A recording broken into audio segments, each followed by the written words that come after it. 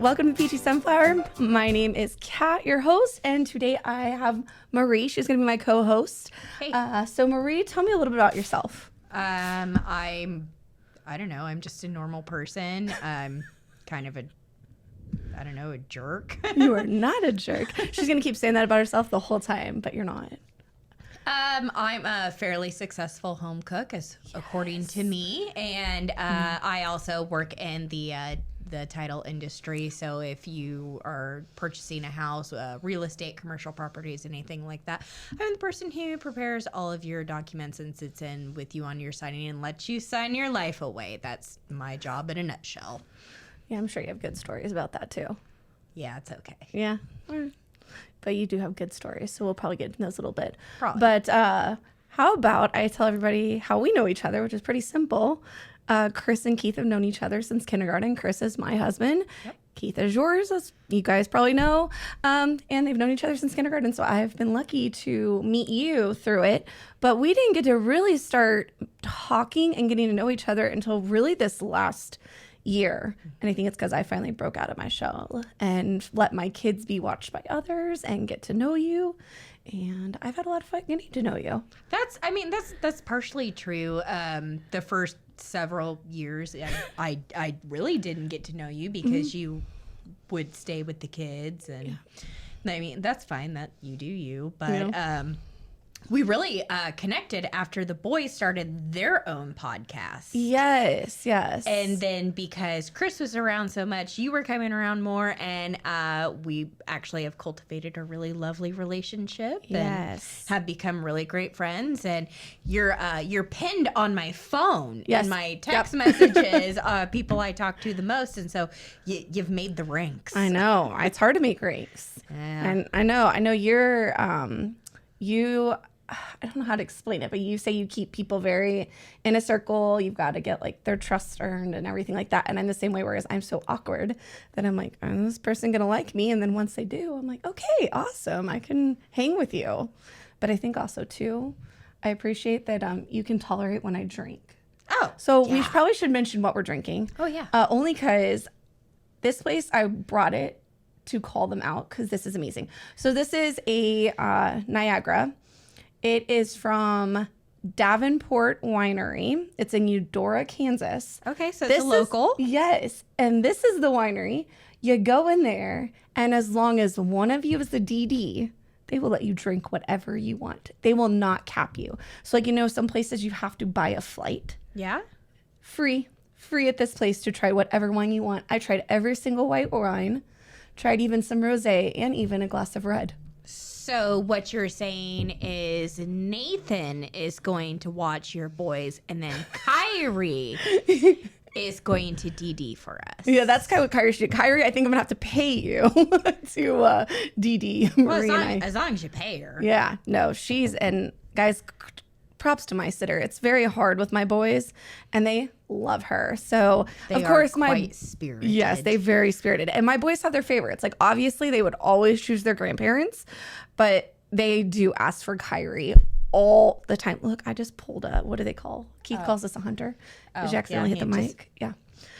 So, yes. My microphone is like super cool. Like I feel like I should be like going like a singer. Yes. Like it is pretty nice. A hound dog or something. Yes. And when I bring Keith on, we're going to be talking about podcast stuff. But I wanted to bring you on because on this podcast, Peachy Sunflower, we talk about people's expertise. So things that maybe I'm not great at and you've been able to teach me, or things you could give people tips on. So I wanted to bring you not only on because you're a great friend, but give us cooking tips and mention things you've taught me that now my husband will text you and go, Marie, I don't know what you did to my wife, but she did this. And it's funny because they'll be like, I texted Marie and told her that this was great. I'm like, good.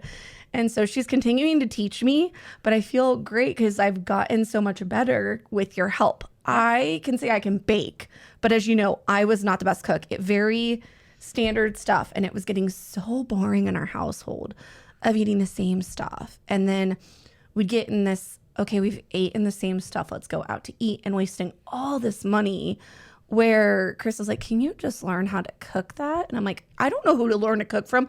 My mom amazing baker. I learned from her. My dad is an amazing chef, but because he was working when I was growing up, I didn't get to learn his amazing skills until later on. And then I lived in Virginia and California. So I'm just grateful that now I'm like, Marie, help me, please. So give everybody the best tips of cooking. Honestly, the best tip that I can give anybody is season in layers. Don't be afraid to use salt, pepper, garlic powder, onion powder, anything. It's like, you know, even if you've seasoned your sauce already, don't be afraid to season like your chicken. Like, they need seasoning too. Anything like that. If you're missing like a new umami flavor and it's like, oh man, I don't know what this is missing. You can't figure it out. Try a dollop of Dijon mustard. I swear, it absolutely works. You can also use nutritional yeast, which Bragg sells that. I like to use their amino acids in place of soy sauce because it's better for you and it's got a lower sodium content and it's got nutrients in it. But yeah, if you're trying something and it's a sauce and you're like, I don't know what this is missing, what's wrong with it, try a dollop of Dijon mustard to change your life. Okay, so you've taught me all those great tips, but there's something else that I don't want to say I didn't know it existed, but I had never used it in the kitchen before. I saw it here, and when I saw it, I fell in love with it.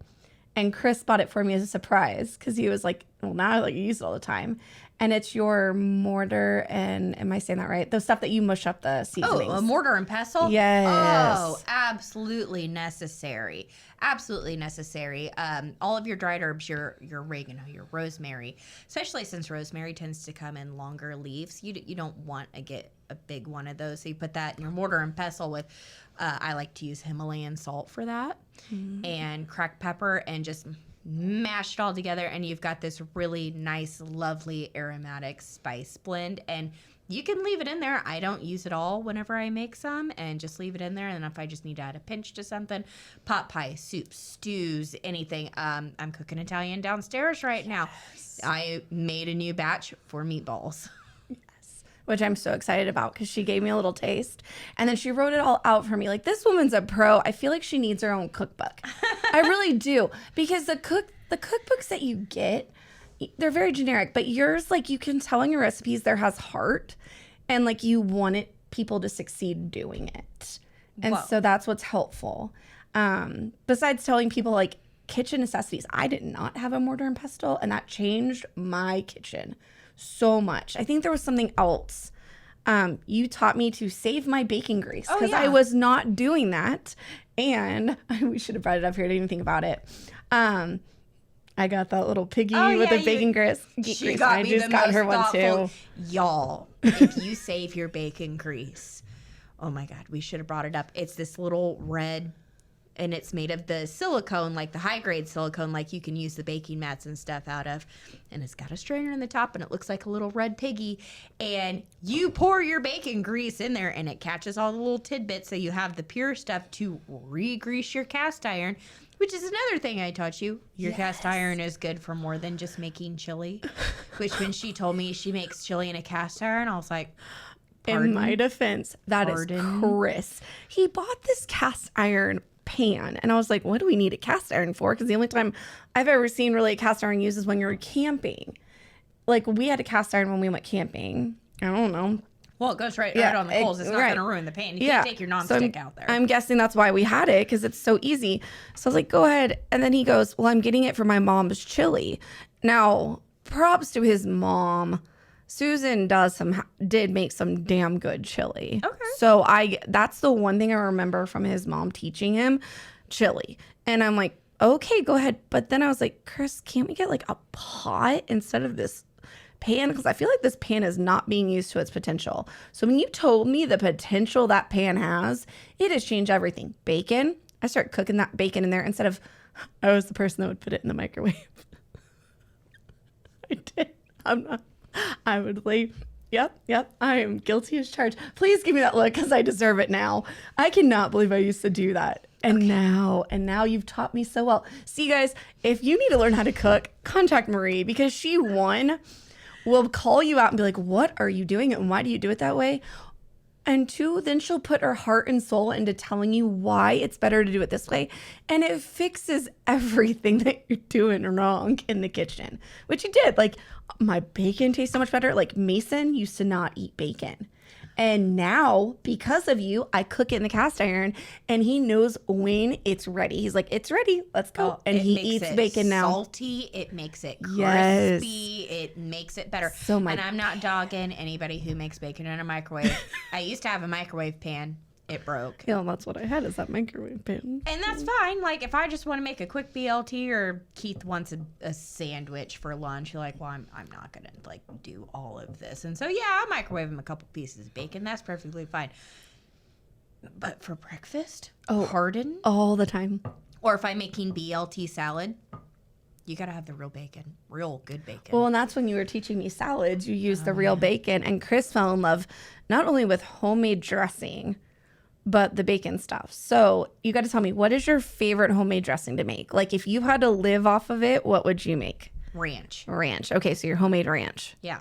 So your homemade Caesar is now my favorite. Oh, yeah. Yes. That one's good. And the one thing I keep meaning to tell you, because you do it with, like, the lemon juice and the olive oil base, and that's really good for, like, a nice light Caesar. But if you want more of, like, a creamy Caesar, just add a little bit of your mayonnaise to it and whisk it. And I could try that. And then it makes it just a little bit more creamy. Or if you're trying to restrict your calories and you want more of a creamy dressing, but you don't want to add, like, the mayonnaise, avocado. So you're good at helping with restricting calories, because as we know, like, I've been... It doesn't look like it today. You look good. Psst, hush. No, you look good. But you're good at helping with restricting calories. But I think what also I've appreciated is that you were able to, Chris, he says he's not a picky eater, but you guys...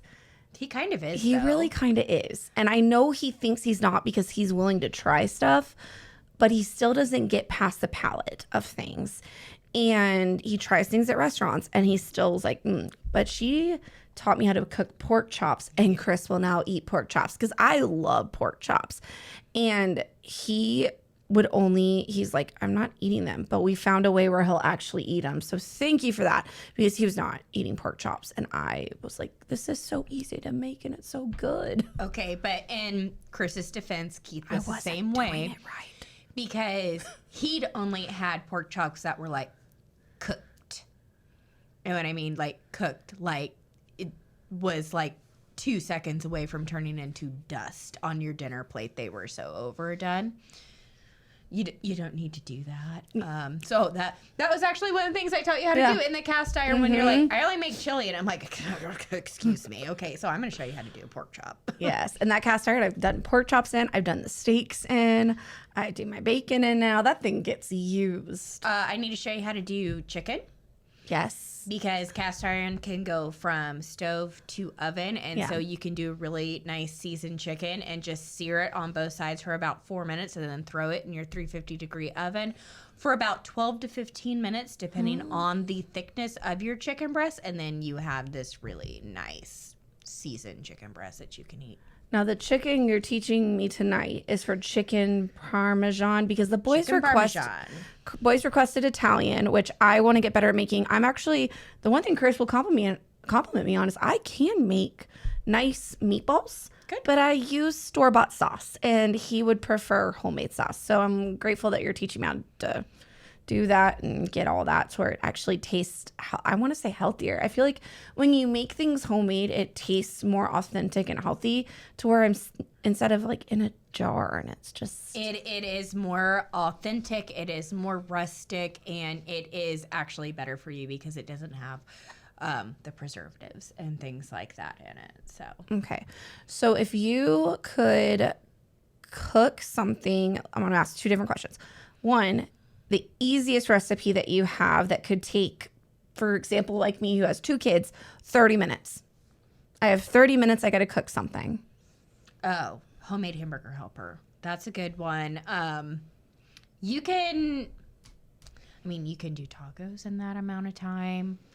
Now, the tacos with the consomme that I keep messing up. Okay. No, you can't do those in a half hour. You cannot do those. Okay, so if burrito tacos, which Birria. But yeah, you got to roll the R's on those. Traditionally, we made with goat meat. Well, I don't have access to goat meat, nor am I going to go seek that out because that's a little weird. I do it with beef. I love it. It's a one-stop shop. You throw everything in the pan. I mean, you throw a nice cut of... It doesn't have to be a nice cut. It can be a tough cut. Depends on how long you want to cook it. You throw the beef, some stock in there, a whole jalapeno, half an onion. I don't chop anything. A couple garlic cloves, half a can of tomato paste, oregano, cumin, all of your couple bay leaves if you have them, all of that stuff. Throw it in there.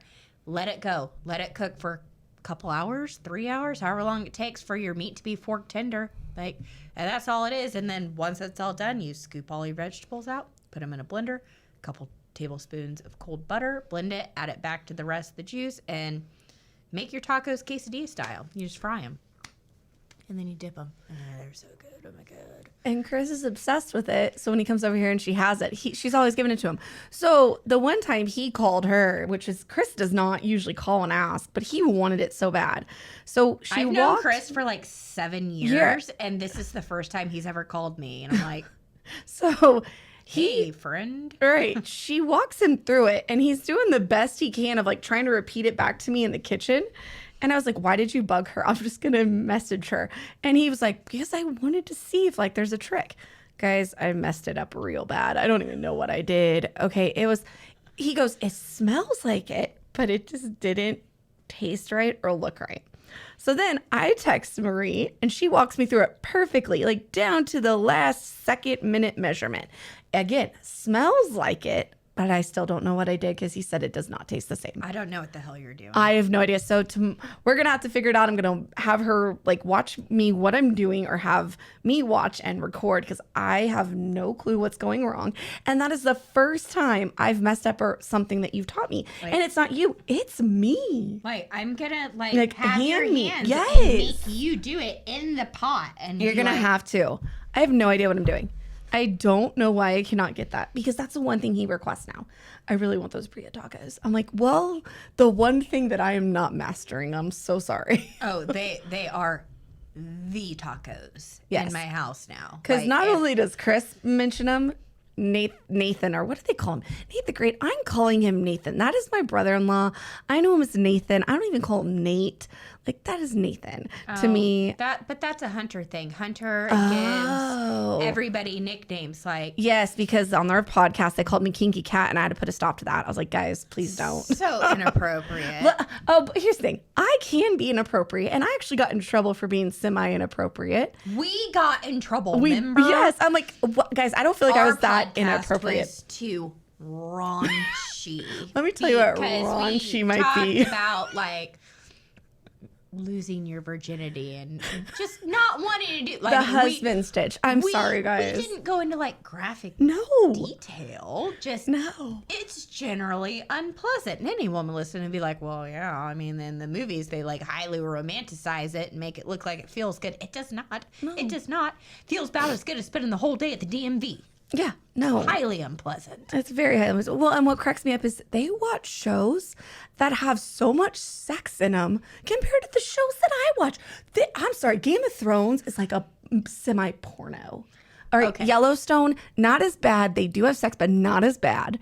There's nothing graphic. Yeah, there's nothing graphic. But there's still, like, you guys watch shows with sex in it, but I can't talk about that. Because it's inappropriate. Oh, Game of Thrones, like, my mom watched it, and this is when my dad was still alive. Well, my dad was not interested in it. Okay, go you. Like, you don't have to be. I love her. Like, I'm loading Marie up. I think we need to demolish a bottle of wine. That's fine. Whatever. Should have brought another. In our defense, she pretty much filled up the cups like before we even got started. I did. I'm going to reverse it with like this when she was filling them up. But my dad wasn't into it. He would get up for work a lot earlier. He's a business owner, blah, blah, blah. So my mom would watch it. And like literally every time he would come downstairs, there was always some gratuitous sex scene. Every single time. My mom's like, you don't understand, David. It's not always like this. It just, whenever you happen to come downstairs, it's just always, It's like, and I'm just like, that's so funny because I watch Bridgerton, and every time Keith would come into the room, there's a gratuitous sex scene, and he's like, Netflix is showing softcore porn now. I'm like, it's a show, right? It's just a show. It's a show. Well, I think the best. My dad's actually the one that I came down the stairs one time, and he introduced me to Sopranos, which I love Sopranos. Let me tell you, good show. So I watched that with him, but then there was another time I came down the stairs, and he was watching Sex in the City, and I was like 16 or 17, and I was like, "Isn't that like a female show?" And you said I can't watch it. He goes, "You know what? You're old enough. Watch it. It's so good. Tell me if you like it." I'm telling you, Sex in the City. I have this very streamline of shows that have to get past the threshold that I'll watch over and over and over again. That one's on there. Sex and the City's on there. Gilmore Girls is on there. Grey's Anatomy. Orange is the New Black. Orange is the New Black. Yellowstone is now on there. I would watch Yellowstone over and over again. Beth Dutton is my spirit animal. Okay. I almost bought us a shirt, but then I was like, this is going to be weird if you and I match, so we might have to like figure out which one's which. I went to Lee's Boutique in Spring Hill, Kansas. So that is a shout out for a local business in Spring Hill, Kansas. I love Lee's Boutique. Boutique. Have the most beautiful and it's next to the Bean, which is another local business. The Bean, and Keith likes the Bean, so we'll have to talk to him about that. I love the Bean. I don't love how long they take their They do take a little bit long, guys. Like it's a ham and cheese croissant. Yeah, no offense, guys. Your shop is great. Your coffee is delicious. Yeah, but take a little long on food. Your timing is a bit off. But Lee's Boutique has Yellowstone shirts. Yeah. One of the shirts says, "You're the trailer park and I'm the tornado." And I was like, I need that shirt. Because one, Ryder's obsessed with tornadoes, as we know. But two, that's just perfect. Your tornado. My tornado. He has that. I'm sorry, but I don't know what kid has a type of obsession like he does with storms. If a storm's coming through, he wants to go chase a tornado. I didn't teach him that. He all of a sudden at 3 to this age, and he's probably going to continue, likes to chase storms. My children are weird. Sorry, guys. Like, aren't all children weird? Yes, every little child has a quirk. If you are a parent saying, "Oh, my child doesn't have that problem," I'm sorry. No child is perfect. I don't. If you don't know me and you're listening to this, you're like, I wonder what this lady does. I work in education, so I am going to be that educator that says no child is perfect. If you're telling me, well, they don't do that at home. Okay, they might not do it at home, but they're doing it at school. And I am the parent that someone's like, your kids are great at school. They're very well behaved. I'm like, then what am I doing at home? Because they are not like that at home. Oh, no. It's a proven thing that your children are little assholes at home because they love you, and it's their comfortability to where it's like, if they go to school, they go to grandma's house, they go someone else's house, they're like, oh, they were perfect little angels. It's because your children do actually know how they're supposed to act. I think that's why my babysitter comes back. But they're comfortable at home, and so they'll be like, no, I'm gonna. But I do wonder for those kids that are jerks. Because I'm sorry, you guys. Like, some little students can be really difficult to work with. I love all my students that I work with. I would brag about them all day long. But other students that I hear stories about, I want to know. Do I what? Do you really love all of them? I'm just asking because I know people are like really into the gentle parenting thing. Okay. They're acting like little freaking monsters, and I'm only witnessing it, and I want to rip this freaking kid's heads off. And then the mom's like, oh my God, Wyatt, why are you doing that? Like me, where I tell him to please shush. I hope Aunt Marie yells at you. No. I have told Mason to chill. I'm like, bro, why are you yelling? He is 7, and all of a sudden he just gets this high-pitched scream out of nowhere. And then Ryder copies it. Ryder got that scream from Mason, 100%. 100%. Whereas I'm like, you ever heard of like a throat chop? Right. That scream kills me. But I'm not just bringing this up in this show where she has to ignore what I'm saying and then she's going to get on to me later. I have literally asked her if she has considered that. Her children said it, I'm like, it is a karate chop to the throat. I'm like, knocks the wind out of them, hurts their windpipe. They will stop screaming. And she's like, I thought about it. Yeah. So don't worry. This isn't, I'm not saying anything that she hasn't already heard from me, but I don't have children. Nope. So but that's okay, because you want that outside source that doesn't be like can you do something about that? I'm like, absolutely. I'm working on it. Trust me. I'm on there. I am in the deep of working on these children. And I think the only thing that I laugh about is Mason is what you call an IEP. So if anybody knows what that is, it's got things that he has to work on. And Mason is we all got things. Right, we got all things to on. work on, right? But Ryder is a peer model. And when they told me, oh, we're going to take Ryder as a peer model, I think I asked the director like 3 or 4 times, are you sure he needs to be a peer model? Because you guys, bless Ryder, but I look at him when he's at home and I'm like, how are you a peer model? But then, for example, today at a birthday party, even though they should have been acting crazy because they're kids running around things, Ryder was asking people if they needed help, like kids his same age, like, you need help? Can I help you with that? Or like, this is what, excuse me, you should do. I could see him being like that because you're very much like that. You're like, I try. What do you need? What do you need? What do you need? I know. Poor Kat, every time I have a party or something, she gets wrangled in and like, It's not all wrangled these in. people are always asking me like, Marie, what do you need help with? What do you need? I'm like, nothing. Kat! But here's the thing. As we know my personality, make her do it. I am the people pleaser. I have a huge problem with conflict. I do not say what I really want to say. It takes a lot to piss, like, you know this. It takes a lot to piss me off. And when you get to that point, then I lose respect for you, and it has to be built back up. And I've vented to you about certain people and certain things. She does. So what I appreciate about you, and I think this is why, guys, if you have friends like this, this is why it's appreciated. I need a person like Marie to tell me what I should do and say and how to feel, because I lock my emotions in and I'm like, I'm not going to piss off anybody. I'm not going to upset anybody. I'm just going to let it simmer in myself. I'm the exact opposite. If And somebody she's the opposite. does something or says something, and be like, well, that's bullshit. You're bullshit. And so sometimes I'm like, Marie, maybe we say it a nicer way. So maybe that's why we're good for each other. Like, you can help me and I can just be like, hey, Marie, dial it back. But not that I really want you to, because I'm going to be honest, I kind of want to watch it. She's going to be there with her bag of popcorn. Guys, I have a Beth Dutton deep down inside me. I really do. Because Chris even says that. He's like, I don't understand how I get to see the Beth Dutton, but everybody else gets to see like what they call the Disney princess, which working for them, I guess I'm allowed to say that, but at the same time, like But see, you're like my husband, Keith. Mm-hmm.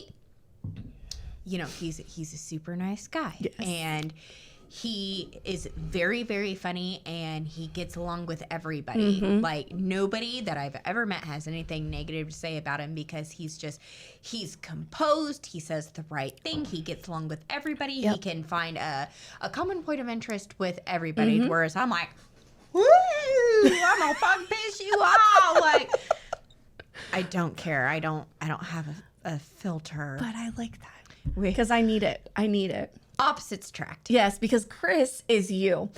This sounds horrible, guys. I'm gonna tell you right now, Chris and Marie could never be married because they're like each other. I'm not joking, because Chris is you. But he thinks I'm so Oh, funny. he does. I'm gonna tell you guys, if he wasn't married to me, there's 2 people Chris would probably marry. Marie, and I'm gonna call her out, Caitlin Wedham, because he's got a thing for Caitlin. He has since college.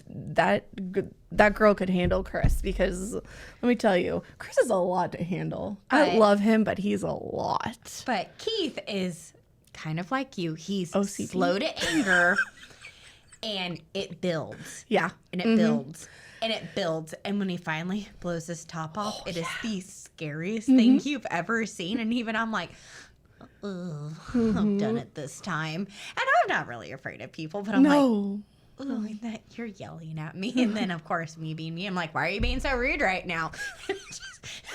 It doesn't help. Feels the fire. Yeah. Like, I am my own worst enemy. I'll be the first to admit it. No, but Chris does the same thing. What the heck did I just do? And then like, you're being so rude right now. And I'm like, and I'm the person who got him there. I'm like, yeah, it's fine. the boys, I think, now catch on, because like I will ask politely like 3 or 4 times, like, you know how I'm like, can we please clean that up? And then I'll raise my voice just a little bit. And the other day I screamed, like I lost it. I was so mad, even to the point where I called Chris, and Chris was like, I don't know what you boys did, but it's like she's yelling, and Mom doesn't. I don't try to yell. I'm like, as you know, like Ryder turns around when I was yelling and goes, "Oh, Mason, Queena, Mama, mad." I was like, yep, sorry guys, like I'm done. I mean, and your boys, I mean, they, like, because you guys drop by our house often. Her mom lives like 2 seconds from our house. So if they're picking up their boys or something, like, they'll just swing by and we'll have, you know, conversations in the driveway. And sometimes the boys are getting bored, which I get it, but you guys are also really good at being like, okay, like, here's my phone. Shush. Shut up for like 10 minutes. I'm not maybe an adult. We're gonna go. But, you know, your boys are actually pretty responsive because, like, Mason's done it before, just like, I'm talking to you, and then he rolls the window down, and he's, like, trying to talk to me, and I'll do this, which is what, like, all adults did to me when I was a child, which means you can speak, but let us finish, and then once this finger comes down and you get eye contact, good to go. What was your question? What was your comment? And he does actually do really well with that, because you've seen me do it where I'm talking to you and I go, like, and he knows, like, oh, I'm gonna get to say what I want, but I just gotta wait a second. But I think too, you have the power of the cookies, because you guys, every time we go by Marie and Keith's house, even if they're not home, can Aunt Marie, and he calls you Aunt Marie, which I think is adorable. That's so cute. Like, he says Uncle Heath and Aunt Marie, which I'm like, I love this. Can we get Aunt Marie's cookies, Mommy? They're so good. I'm like, I know they're good, but I don't think she's made cookies. Like, let me check. And then all of a sudden, Marie just comes out with this little bag of cookies. Like, what in the world? Like, you know, my children are coming. I'll send you home a cheesecake tonight for the boys. Oh man, they're gonna devour that. I made a white chocolate strawberry cheesecake with a dark chocolate crust. It was supposed to be raspberries, but evidently Walmart and Price Chopper are out of raspberries, the fresh ones, and I was not paying $7 for a bag of frozen raspberries when I literally needed like 1 cup. So I had frozen strawberries. So well, and that kind of ties us back into cooking. What is, since this food, I don't want to say a food shortage, but I kind of feel like it is. What has been the hardest thing for you to find? Chicken breast. Chicken breast. Okay. And see, I didn't have a problem doing that when I brought chicken. I have no idea. I swear it's like a hit or miss that you either find it or you don't. Mine has been blueberries. You guys, I cannot find blueberries anytime I go to the store, in the frozen section or in the produce area. In the organic area, I went to a farmer's market to even look for blueberries. I cannot find blueberries. I got a bag of them you can have. See, that's what I'm saying. They're frozen. But people find things that like other people aren't. Like, I didn't have a problem finding chicken breast, but I can't find blueberries. Oh, I can find chicken breast. It's price. I'm not going to pay that. I'm sorry, but buying bacon for $7.99 is not happening for me. That's not happening. I waited to see which bacon was the cheapest, and I bought it that way. Price Chopper, they've been the last several weeks, they've had like the Sugardale bacon on sale for like, I think it's like $4.99 a pack. I buy 2-3 packs every time I see it on sale. Like, and I just put it in my freezer and it's fine. You just thaw it naturally. You can put it in water. I just stick it in my fridge for a couple days, depending on when I'm going to use it. But I always have an open pack of bacon in my fridge. Like, I mean, if you want to talk about like my staples, I always have in my fridge. Let's do staples. Yes, please. Go. Okay. Bacon, cream cheese, Dijon mustard, mayonnaise, Worcestershire sauce, some sort of citrus, whether it be limes or lemons. You can buy the concentrated juice or the actual fruit. The concentrated juice lasts a lot longer. I tend to have a combination of both. Some sort of an onion, and yeah, I mean, like, if I had to like think of like staples, I mean, because I don't really use like milk. Okay. I have to have milk for the kids, but that's not like, that's for their cereal. Like, I don't have it for... You need to have some sort of a milk form. So it's like, I might have half and half. I might have heavy cream. I might have milk. Keith likes to eat his cereal in the morning. I don't eat breakfast. I don't either. But yeah, some sort of a milk. But it's like, you know what? It's not that big of a deal even if you don't. Would you say that soy sauce? Butter sticks. Butter sticks are always, that's the one thing I always have in my fridge. None of that country crap. No. It's like 2 molecules away from being plastic. You need butter sticks. Yes. And even a recipe says unsweetened butter. Just use salted butter sticks. I'm not going to go buy a whole different pack of butter sticks to make a cake when it's going to taste the exact same. Don't do that. And I think too, so I learned this with living in Georgia. So since I live in Georgia, I was born and raised in Georgia. I was taught this down in the South, but since we've moved around so much, I never had it in my kitchen. So I was glad to get it in my kitchen. And I've also saw yours. This is something else I would recommend to people. Correct me if I'm wrong. The butter jars that have you put a butter dish in, and you put the stick of butter in there. Yep. And even it doesn't have to have a knife built in. Mine does. It has like one of those little knives that the boys can just, so it's a little easier. I think mine's Pioneer Woman. I got it for Christmas. I love Pioneer Woman. They had a bunch of stuff on sale at Walmart. Her stuff is so tacky now. I know their patterns are not what they used to be. Like, it's all like... Chris, like, you want this? I'm like, no, this doesn't look like what I'm used to. It's all florally and polka dot and weird colors. And I'm like, well, I'm a 35-year-old woman. I'm not a 22-year-old twit. So... I don't want floral everything because I'm a grown-ass adult. Also, I share this house with a man that I'm married to, and I'm pretty sure he doesn't appreciate floral and polka dot everything. I got away with this. So I don't know if you guys, like, if you're watching, you can see this. It's your podcast. It's my podcast, but they're her they're podcast peach. cups. They're I peach. asked her what these were for, and she goes, they're for my podcast. Because it's peachy, and then I need to get a sunflower for something. I don't know. But I got a dish towel that matches this because it was like $1. These are so cute. This is what I got away with it though. Chris can handle the peach hanging on the oven, and then there's another thing that has like the house rules that are those funny weird things, you know. Yeah. That's go off. But I am looking at time, so I was gonna say we probably need to wrap it up. Yes, because we need to go fix the dinner and get it. So one more quick tip for cooking, and we're gonna sign off. Okay, one more quick tip for cooking. I don't know. Are timers necessary? That was my question. Yeah. Okay. Yeah. See? Yeah. Some people say no, they're not, and some people say yes, they are. Okay. Baking. Yes. Timers are absolutely necessary. I like timers for different things. Like, before we started this podcast, I was roasting an entire bulb of garlic in the oven for some garlic bread. And I set the kitchen timer on the microwave.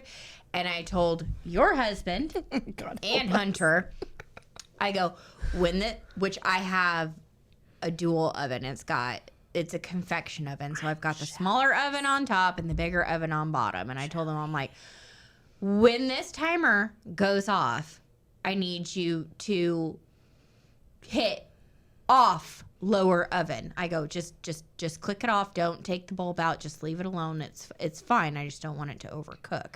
I'm like, but you'll also remember to turn the timer off. But I mean, I guess they figured out because it will keep beeping at you. Yeah, and I haven't heard it. But that was the only thing I told them. I was like, when this timer goes off, just click lower oven off. That's all I need you to do. Don't touch anything. I hope somebody has stirred my sauce. I hope so. I would think they would. Chris probably will because he likes stirring stuff.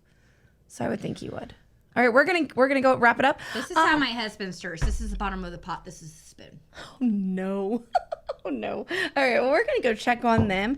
Marie, thank you so much for joining me for my podcast. I appreciate it. You are an amazing friend. I'm gonna have to bring you back on. We'll drink some more wine. We'll have to talk about a different topic. Guys, this lady got so many expertise, and I could just like pick at her brain all day. But for now, I just want to say thank you for joining us on the Peachy Sunflower, and stay tuned for the next episode. Thank you.